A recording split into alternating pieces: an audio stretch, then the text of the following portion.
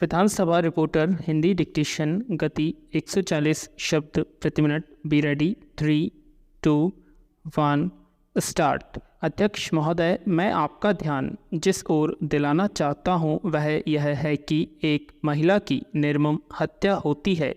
अपराधियों के खिलाफ नामजद रिपोर्ट की जाती है, उसमें से जो अपराधी मिलता है उसे गिरफ्तार कर लिया जाता है, बाकी आरोपी फरार हो जाते हैं।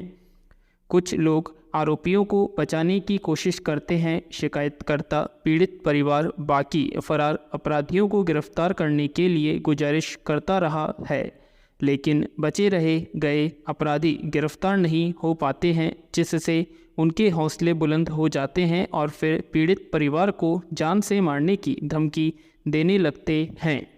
पूरा परिवार भय निर्मित वातावरण में रहता है। ऐसी परिस्थितियों का लाभ उठाकर फरार अपराधी पीड़ित परिवार के प्रति षड्यंत्र रच सकते हैं।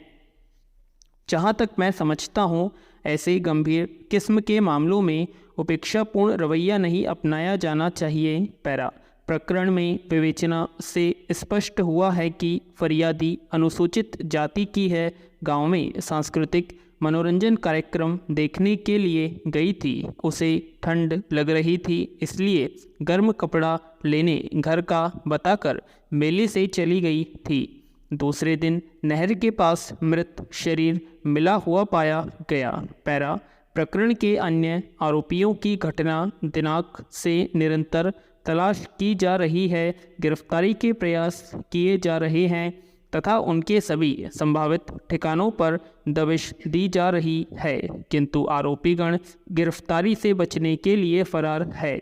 आरोपियों के विरुद्ध नियमानुसार कार्रवाई की जा रही है। फरार आरोपी की गिरफ्तारी के लिए पुलिस अधीक्षक के द्वारा 3000 रुपये का इनाम घोषित किया जा रहा है। यह कहना सही नहीं है कि अपराधी खुलेआम घूम रहे हैं और उनके हौसले बुलंद हैं और पीड़ित परिवार को जान से मारने की धमकी दे रहे हैं। पूरा परिवार दहशत में है और भय का वातावरण व्याप्त है। बल्कि सही यह है कि पुलिस प्रशासन के प्रति किसी प्रकार का जनता में रोष एवं आक्रोश नहीं है। पुलिस ने आरोपियों के खिलाफ समुचित और वैधानिक कार्यवाही कर रही। फरार आरोपियों की गिरफ्तारी के लिए हर संभव प्रयास किए जा रहे हैं। पैरा अध्यक्ष महोदय, मेरा अत्यंत महत्वपूर्ण प्रश्न यह है कि हमारे क्षेत्र में अनुसूचित जाति एवं अनुसूचित जनजाति के लोग निवास करते हैं। यहाँ पर बिजली के तार टूटने, चोरी होने की घटनाएं बहुत होती हैं, परंतु आज दिनांक तक इन घटनाओं को रोकने की व्यवस्था दुरुस्त नहीं हो गई है। इस संबंध में जनप्रतिनिधियों द्वारा सुचारू विद्युत व्यवस्था दुरुस्त करने के लिए अवगत कराया था, किंतु विभाग द्वारा ध्यान नहीं दिया जा रहा है और न ही समुचित कार्यवाही की जा रही है। इस अव्यवस्था के कारण अनुसूचित जाति, अनुसूचित जनजाति के लोग अंधेरे में रहने के लिए विवश और मजबूर हो रहे हैं। अब ग्रामवासी विद्युत के अभाव में सिंचाई, पढ़ाई, पानी जैसी मूलभूत सुविधाओं से वंचित हो रहे हैं। बिजली के अभाव में उनका विकास पूर्ण रूप से बाधित हो रहा है, जबकि वास्तविक रूप से अनुसूचित जाति, अनुसूचित जनजाति का विकास करना केंद्र और राज्य सरकार की प्राथमिकता होनी चाहिए। ऊर्जा विभाग के प्रशासन को अपने कर्तव्य के प्रति सजग रहना चाहिए। इस गैर जिम्मेदार रवैया की वजह से सारा गांव अंधकार ही अंधकार में रह रहा है, जिसके कारण निवासियों में असंतोष है।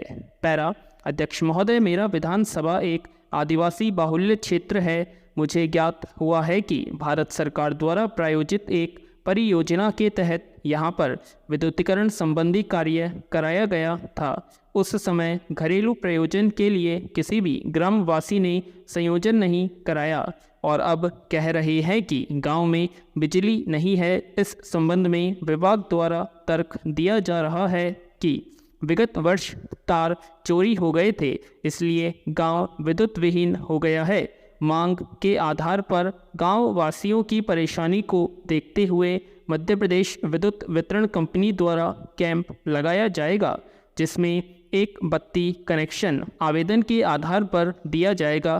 पैरा अतः इस ग्राम में पुनः विद्युतीकरण करने हेतु प्राक्कलन स्वीकृत किया गया है। निश्चित समय सीमा में विद्युत प्रदाय करने के संबंध में आदेश जारी किए गए हैं। कार्य शीघ्र पूर्ण किए जाने के प्रयास किए जा रहे हैं। अतः यह कहना सही नहीं है कि ग्राम वासियों में किसी प्रकार के आक्रोश जैसी स्थिति निर्मित हो रही है। पैरा। प्रिय बच्चों, आपने ज्वार भाटा के बारे में अवश्य सुना होगा। समुद्र का जल प्रतिदिन 2 बार चढ़ता और 2 बार उतरता है। इसलिए चंद्रमा और सूर्य के आकर्षण के कारण बार बार समुद्र के जल में चढ़ाव उतार होता है। चंद्रमा आकर्षण में दूरत्व वर्ग के हिसाब से कमी होती है। पृथ्वी जल के उस भाग के अणु जो चंद्रमा से निकट होगा, उस भाग के अणुओं की अपेक्षा जो दूर होगा अधिक आकर्षित होंगे। चंद्रमा की अपेक्षा पृथ्वी से सूर्य की दूरी बहुत है, पर उसका पिंड चंद्रमा से बहुत ही बड़ा है। अतः सूर्य की ज्वार उत्पन्न करने वाली शक्ति चंद्रमा से बहुत कम नहीं है, 5/9 के लगभग है।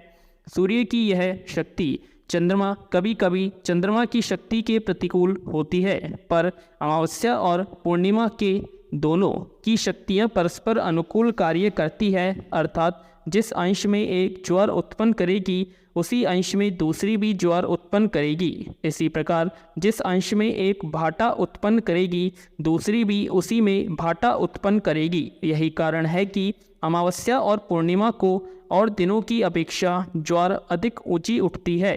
सप्तमी और अष्टमी के दिन चंद्रमा और सूर्य की आकर्षण शक्तियाँ प्रतिकूल रूप से कार्य करती हैं।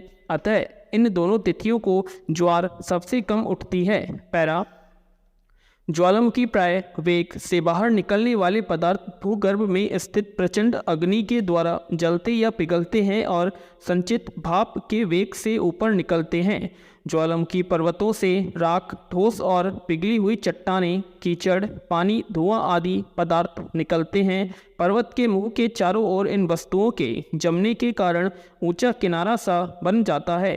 कहीं कहीं पर प्रधान मुख के अतिरिक्त बहुत से छोटे मोटे मुख भी इधर उधर दूर दूर तक फैले हुए होते हैं। ज्वालामुखी पर्वत प्राय समुद्रों के निकट होते हैं। प्रशांत महासागर में जापान से लेकर पर्वतीय द्वीप समूह तक अनेक छोटे बड़े ज्वालामुखी पर्वत है। इन ज्वालामुखी के संबंध में कहा जाता है कि अकेले जावा जैसे छोटे द्वीप में 49 टीले हो सकते हैं। सन 1883 यानी कि 18 साल पहले ककटोआ टापू में ज्वालामुखी का जैसे भयंकर विस्फोट हुआ था, वैसा विस्फोट कभी नहीं देखा गया था। टापू के आसपास प्राय 40,000 आदमी समुद्र की घोर हलचल से डूबकर मर गए थे। पैरा। महोदय, घर चाहे जितने भी छोटे हो, किंतु जब तक उसके आसपास के घर भी समान आकार के होंगे तब तक छोटे घर की आर्थिक सामाजिक इच्छाएं महत्वाकांक्षाएं पूर्ण हो सकती हैं। परंतु जैसे ही छोटे घर के पास एक बड़ी हवेली बन जाती है तो छोटा घर अपने मालिक की समाज में कम मांग और सीमित अधिकारों के बारे में स्थिति स्पष्ट करता है। लेकिन परिवर्तन और विकास प्रक्रिया के अनुसार वह छोटा घर बड़े घर में परिवर्तित हो जाता है, किंतु हवेली महल बन जाती है। इस परिस्थिति में जाहिर है जब हो जाता है तब छोटे घर की उन्नति का कोई अस्तित्व नहीं रह जाएगा और छोटे घर का मालिक स्वयं को उपेक्षित, संकुचित, असंतुष्ट और तुच्छ महसूस करेगा। हमारे अर्थशास्त्री मार्क्स इसी स्थिति में असंतुलन को दूर करना चाहते थे, किंतु उन्हें भी यह स्वीकार करना पड़ा था कि श्रम और पूंजी के हित एक हैं, किंतु अधिकार भिन्न भिन्न हैं। पूंजी यदि श्रम को काम न दे तो श्रम चल जाएगा, और यदि पूंजी श्रम पर शासन न किया जाए तो पूंजी का अस्तित्व समाप्त हो जाएगा। इसलिए यह आवश्यक है कि पूंजी श्रम पर अपना अस्तित्व, स्वामित्व कायम करे। पैरा। मानव अधिकार के उल्लंघन की समस्या व्यक्तिगत रूप से हल की जा सकती है, किंतु संपूर्ण रूप से नहीं, क्योंकि किसी भी स्थिति, बिंदु, विषय और वस्तु का संज्ञात्मक बोध न हो जाने पर उस स्थिति से, बिंदु से, विषय से और वस्तु से मुक्त हो जाते हैं। जैसे ही हमें परतंत्रता का बोध होता है, हम स्वतंत्रता से मुक्त होकर स्वतंत्र हो जाते हैं।